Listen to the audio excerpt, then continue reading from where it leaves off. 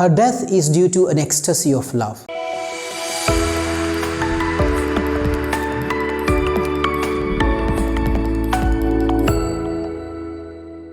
Today we celebrate two great historical events, the Assumption of Blessed Virgin Mary and the Independence Day.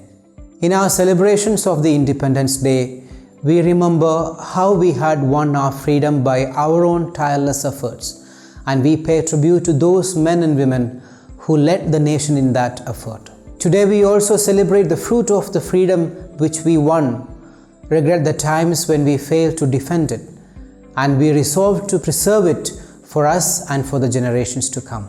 Then we celebrate an even greater event in the history, a truth which is essential to our faith, the Assumption of the Blessed Virgin Mary.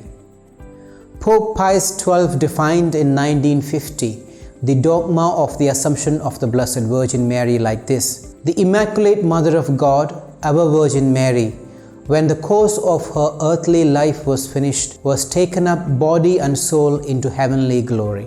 There are three main reasons for this dogma. First reason is, just as Eve would not have experienced neither suffering nor death nor bodily corruption if she had not sinned, so Mary too, because of her immaculate conception, was free from the obligation of suffering, of dying and of bodily corruption. Suffering and death has a redeeming value, but not the bodily corruption.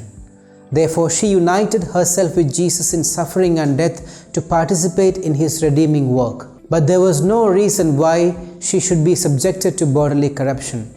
Second reason is that Mary has close bond to the mysteries of the Incarnation and Redemption. Because of this unique bond, the Blessed Virgin Mary was conformed to her Son in his rising from the dead. Jesus is with soul and body in heaven, so too his mother, who is closely united with him always. Third reason is a traditional one.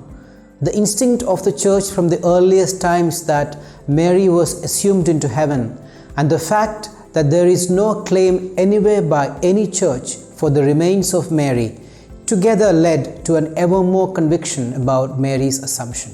The ordinary position of the Church about how did Mary end her earthly course of life is that she did in fact die. But her death was not a penalty for sin, but a sharing in the redeeming death of Jesus. However, it doesn't seem fitting to think of Mary dying of a disease or of her old age. According to St. Francis de Sales, her death is due to an ecstasy of love. Some fathers of the Church present Mary's death as an event of love. She died of love, in other words, out of her intense desire to be united with God.